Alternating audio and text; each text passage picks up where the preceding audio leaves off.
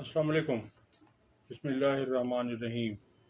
رب اشرح لی صدری ویسر لی امری واحلل عقدۃ من لسانی یفقہوا قولی۔ آئی ایم ایف نے پاکستان کے لیے خطرے کی گھنٹی بجا دی ہے۔ آئی ایم ایف کا کہنا ہے کہ پاکستانی معیشت کو غیر معمولی خطرات کا سامنا ہے۔ آئی ایم ایف کی اسٹاف رپورٹ میں اسٹینڈ بائی معاہدے کے تحت دوسری اور آخری جائزہ رپورٹ میں کہا گیا ہے کہ پاکستانی معیشت کے لیے خطرات غیر معمولی طور پر زیادہ ہیں۔ عالمی مالیاتی فنڈ آئی ایم ایف کا کہنا ہے کہ پاکستانی معیشت کو غیر معمولی طور پر خطرات کا سامنا ہے۔ خبر رساں ادارے رائٹرز کے مطابق آئی ایم ایف کی جانب سے جمعے کو سامنے آنے والی اسٹاف رپورٹ میں پاکستانی معیشت کو درپیش خطرات کا بیان ایک ایسے وقت میں سامنے آیا ہے جب پاکستان اور آئی ایم ایف ایک طویل المدتی پروگرام کے حوالے سے گفتگو کا آغاز کر رہے ہیں۔ اسلام آباد کی جانب سے آئندہ مالی سال کے لیے سالانہ بجٹ سازی کے عمل کے آغاز سے قبل آئی ایم ایف کا ایک وفد رواں ماہ پاکستان کا دورہ کرے گا، جس میں ایک نئے پروگرام پر تبادلہ خیال کیا جائے گا۔ آئی ایم ایف کی اسٹاف رپورٹ میں اسٹینڈ بائی معاہدے کے تحت دوسری اور آخری جائزہ رپورٹ میں کہا گیا ہے کہ منفی خطرات غیر معمولی طور پر زیادہ ہیں۔ اگرچہ نئی حکومت نے اسٹینڈ بائی معاہدے کی پالیسیوں کو جاری رکھنے کے اپنے ارادے کا اشارہ دیا ہے، لیکن سیاسی غیر یقینی کی صورتحال انتہائی اہم ہے۔ رپورٹ میں مزید کہا گیا ہے کہ پاکستان میں سیاسی پیچیدگیاں اور زندگی گزارنے کی زیادہ لاگت پالیسی پر اثر انداز ہو سکتی ہے۔ رپورٹ کے مطابق کم بیرونی سرمایہ کاری کے ساتھ پالیسیوں میں حائل مشکلات اور قرض میں استحکام کے کم امکانات کرنسی کی شرح تبادلہ پر دباؤ ڈال سکتے ہیں۔ آئی ایم ایف نے یہ بھی کہا کہ اجناس کی قیمتوں میں اضافہ اور شپنگ میں خلل یا سخت عالمی مالیاتی حالات مشکلات سے دوچار پاکستان کے بیرونی سطح پر استحکام پر منفی اثرات مرتب کریں گے۔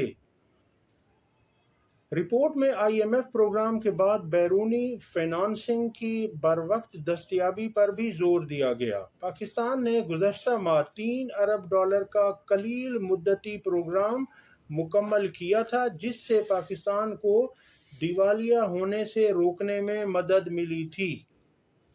اب آپ یقین کریں کہ یہ خود کہہ رہے ہیں کہ دیوالیہ ہونے سے، یعنی پاکستان خدا نخواستہ دیوالیہ ہونے والا تھا، اور شہباز حکومت 2 سال سے ہم پر حکومت کر رہی ہے، اور وہ کہہ کے گئے کہ ہم نے پاکستان کو بچا لیا، اور جب تحریک انصاف کی حکومت تھی تو $16 ارب سے زیادہ ہمارے پاس زر مبادلہ کے ذخائر موجود تھے۔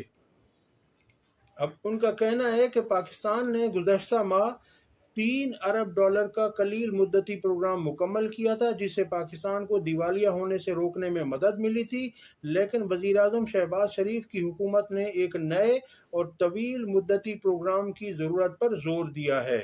پاکستان گزشتہ سال موسم گرما میں دیوالیہ ہونے سے بال بچ گیا تھا۔ یہ میں نہیں کہہ رہا، یہ آئی ایم ایف کی رپورٹ کہہ رہی ہے۔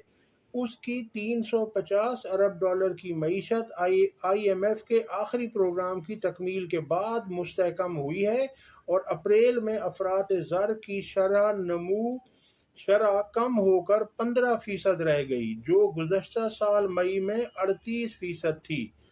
تاہم پاکستان اب بھی ایک بڑے مالی خسارے سے نمٹ رہا ہے۔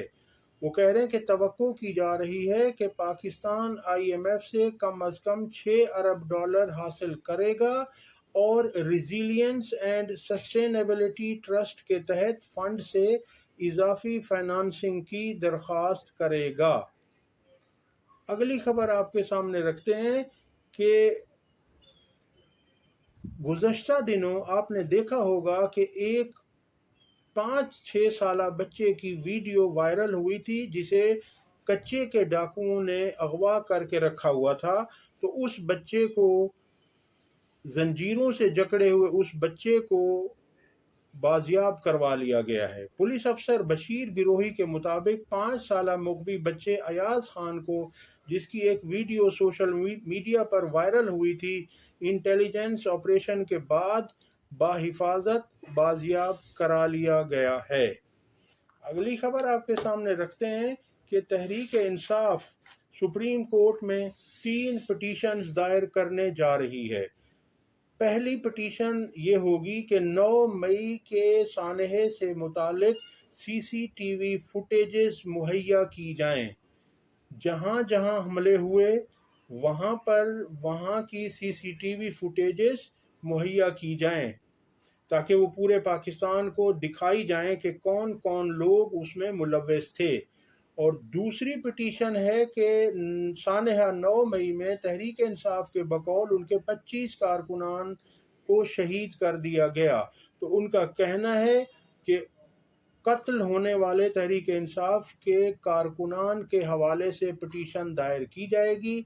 और तीसरी पिटीशन होगी कि अनवारुल हक काकड़ ने, जो साबिक निगरां वज़ीर आज़म थे, उनका बयान हनीफ अब्बासी से जब उनकी तल्ख कलामी हुई तो उन्होंने कहा कि आप फॉर्म 47 के जीते हुए हैं, और अगर मेरा मुंह खुल गया तो मैंने अगर ये बता दिया कि आप किस तरह से फॉर्म 47 पर जीते हैं तो आप कहीं मुंह दिखाने के काबिल नहीं रहेंगे।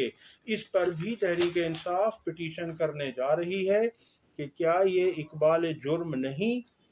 और अगली खबर आपके सामने रखते हैं कि गुज़श्ता रात एक टीवी प्रोग्राम में बेनज़ीर शाह, जो तज्ज़ियाकार हैं, उन्होंने शहरयार आफरीदी के केस का हवाला देते हुए बताया कि शहरयार आफरीदी पर जीएचक्यू के गेट नंबर 1 पर खड़े होकर लोगों को हमले के लिए उकसाने का इल्ज़ाम था।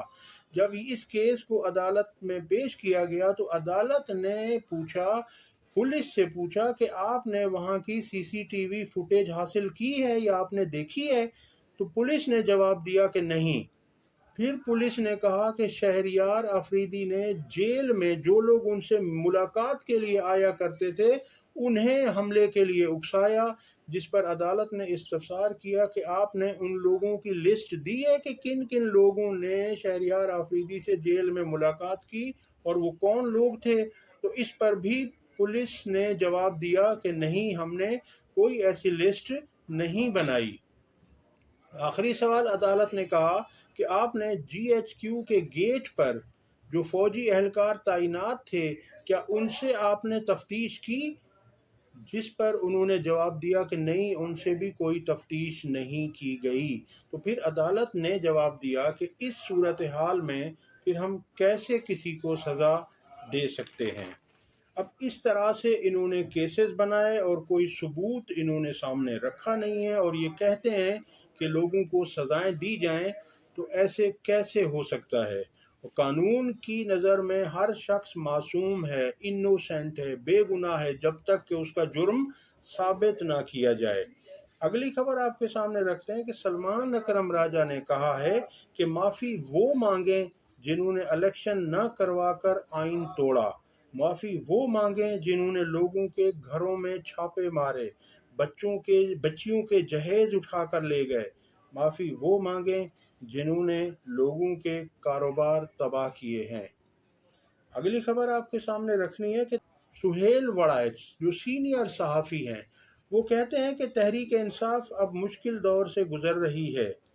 तो न सिर्फ खिलाड़ी रहनुमा को जमहूरी उसूलों को अपनाना चाहिए, बल्कि अपने अंधे अकीदतमंदों को भी सिखाना चाहिए कि जमहूरी माशरे में इख्तिलाफ राय को बर्दाश्त करना पड़ता है। एक तो यहाँ पर मुझे एतराज़ है कि सुहेल वड़ाइच साहब सीनियर सहाफ़ी हैं, उन्हें अल्फाज का चुनाव मुहतात अंदाज से करना चाहिए। ठीक है, वो लिफाफा उन्होंने मुबैना तौर पर लिया हुआ होता है नून लीग से, मगर जब वो बात करें تو انہوں نے بات صحیح طریقے سے کرنی ہے، انہوں نے ہر چیز کو سامنے رکھنا ہے کہ کیا چیز صحیح ہے اور کیا غلط ہے۔ انہوں نے ایک تو یہ کہا کہ یہ کھلاڑی رہنما، اور دوسرا انہوں نے یہ فرمایا کہ تحریک انصاف کے اندھے عقیدت مند ہیں۔ تو میں ان سے کہنا چاہتا ہوں کہ تحریک انصاف کے وہ واحد وہ ہیں کہ جو اندھے تقلید نہیں کرتے، وہ ہر بات کو اپنے اصولوں کے مطابق کرتے ہیں، وہ ایسے نہیں ہیں جیسے نون لیگ یا دوسری جماعتوں کے پیروکار ہیں یا ان کے کارکنان ہیں۔ تحریک انصاف کے واحد وہ کارکنان ہیں جو دیکھ بھال کر بات کرتے ہیں، جو تنقید بھی کرتے ہیں، جو اپنے کسی پارٹی پالیسی بھی اگر وہ خلاف ہوتی ہے تو وہ اس کے خلاف کھڑے ہو جاتے ہیں۔ یہ واحد کارکنان ہیں تحریک انصاف کے جو کسی رہنما کی اندھی تقلید نہیں کرتے۔ تو یہ ان کو سوچنا چاہیے۔ اگلی خبر آپ کے سامنے رکھتے ہیں کہ سندھ میں اسکولوں اور تعلیم کی حالت زار سے تو آپ سبھی واقف ہیں۔ اب یہ کراچی کو پیرس بنانے کے دعوے پچھلے 15-20 سالوں سے سندھ حکومت کر رہی ہے، پیپلز پارٹی کی حکومت کر رہی ہے۔ تو اب آپ کے سامنے ہم ان کا پہلا اسٹیپ رکھنے جا رہے ہیں کہ اب یہ کراچی کو پیرس بنانے کی طرف انہوں نے پہلا قدم یہ اٹھایا ہے پیپلز پارٹی کی حکومت نے کہ انہوں نے پہلے مرحلے میں اسکول سے فرنیچر ہٹا کر دریوں کو بچھانا شروع کر دیا ہے، اور وہ بھی اپنی مدد آپ کے تحت اساتذہ سے کہا گیا ہے کہ وہ دریوں کا بندوبست خود کریں۔ اس کے بعد دیکھتے ہیں کہ دوسرا قدم پیپلز پارٹی کیا اٹھاتی ہے تعلیم کے میدان میں، اس کے لیے ہمیں تھوڑا سا انتظار کرنا پڑے گا۔ یہ آپ ویڈیو دیکھیے۔ ٹیچر اپنی بیڈ شیٹ اپنے گھروں کی ڈرائنگوں کی چادریں لے کر آئے، یہ سب دیکھیں تو گھروں سے منگوائے۔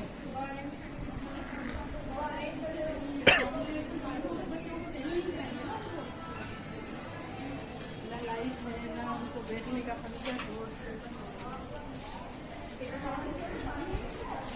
وہ دیکھو وہ کون ہے۔